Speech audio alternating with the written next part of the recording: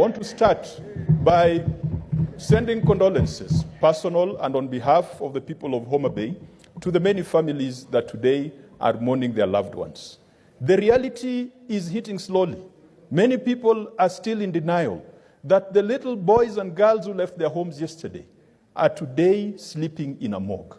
Mr. Speaker, even if it was you, with a teenage or a grown son, 20-year-old, you had breakfast with him in the morning. You told him about the kind of things that you expect and wish for this nation. You reminded him that the Constitution protects him, that he can go and protest, he can go and present petitions to public authorities. Mr. Speaker, you even told him that we've got a reasonable government and we've got a reasonable security force that will ensure that you're protected. And then, Mr. Speaker, you get a call that your son is lying at City Mortuary. Your son is lying in a morgue somewhere in Eldoret. Your son is lying in a morgue in Nakuru. That is a reality we are dealing with, Mr. Speaker. We cannot run away from our constitutional mandate when we have our people lying in morgues, others lying in hospitals, others lying in detention centers. Mr. Speaker, the very least we should do is to call the CS for Interior this afternoon to come to this house to tell us the number of people who were killed yesterday while exercising their constitutional rights. Number two, the CS must tell us the number of people being held incommunicado by the police and other paramilitary forces in this republic. Mr. Speaker, we need to know how many people are in hospitals with gunshot wounds. We cannot go on recess until those questions are answered. Mr. Speaker, we need to be calling some governors, like the governor of Nairobi, to tell us what happened in Nairobi where City Hall was set aflame.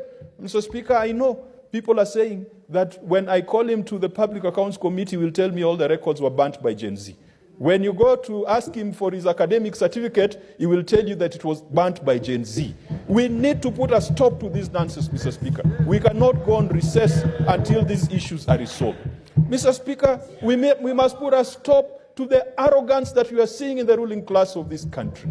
We must put a stop and make sure that people live within their means and people who have consumed public resources do not come and vomit on our shoes and on our feet. And Mr. Speaker, we know them. Some of them are in this house. Some of them are in the executive. We cannot go on recess until we have held them to account and delivered them to Gen Z for punishment or for necessary action. Of course, action within the Constitution.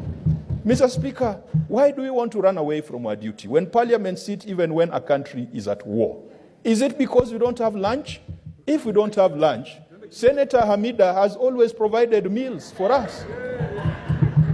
Is it because we have got broken windows? Mr. Speaker, we cannot lament about broken windows when we have broken limbs and people out there. And we should also stop this blame of Gen Zs. Mr. Speaker, look at our curriculum. What have these children or these adults, new adults, been fed on in the school curriculum? These are the products of the free primary education of Mwai Kibaki and Raila Odinga. Their curriculum, when it comes to Fasihi and literature, Mr. Speaker, reads as follows. They read The Animal Farm, and it is about injustice. They read Kidagaa Kimemwozea. They read Tumbo Lisiloshiba, Kifo Kisimani, Mstahiki Meya, Mashetani, and Parliament of Alls. Mr. Speaker, that is the recent set book in literature, Parliament of Alls.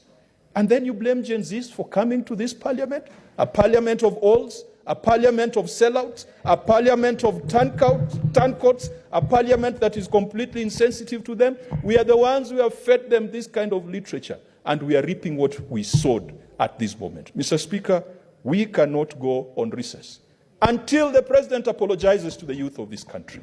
Since when did the hustlers become mutineers?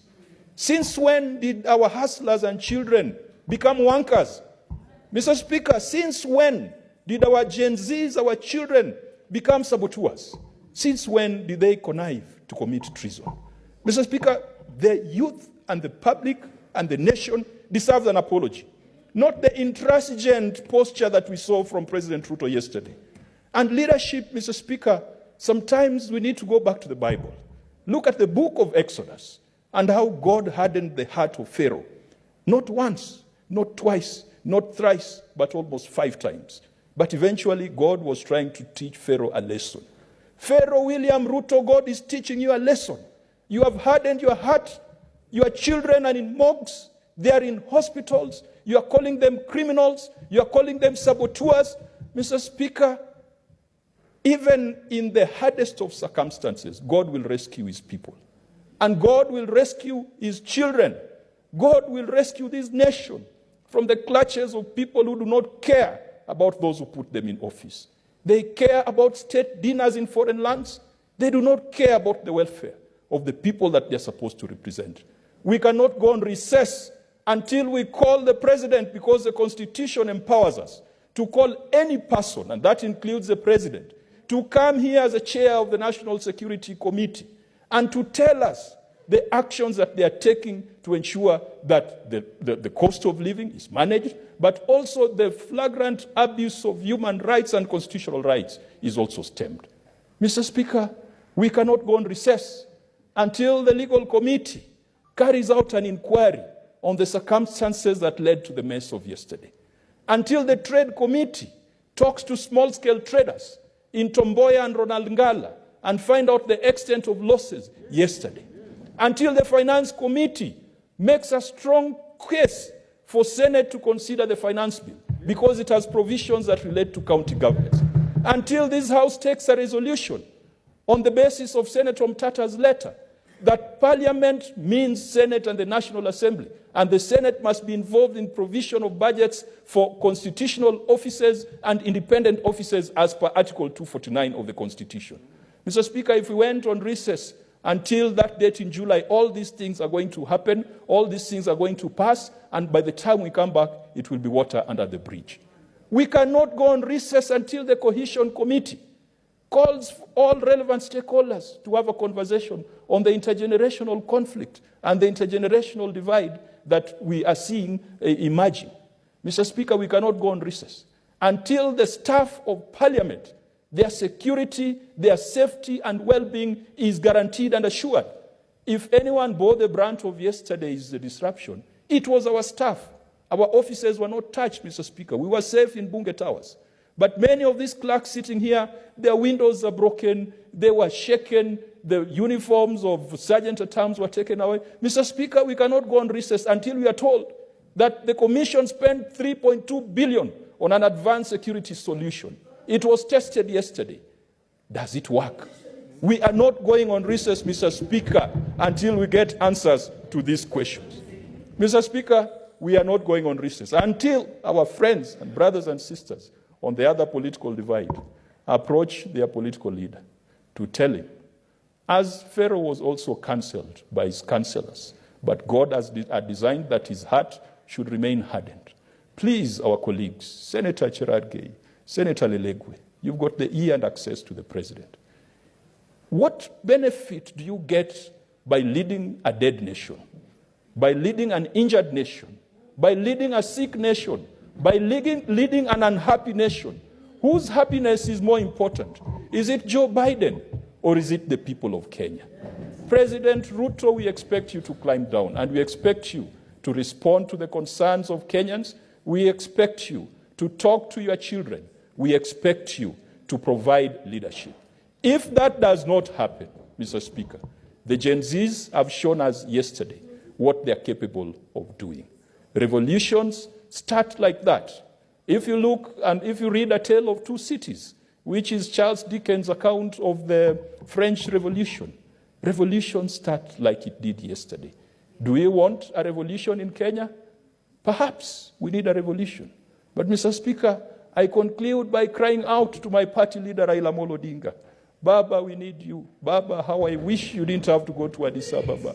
Baba, how I wish you were here to provide leadership, to provide counsel, to provide statesmanship, to provide direction for a country that is in dire need of leadership, of direction and of statesmanship.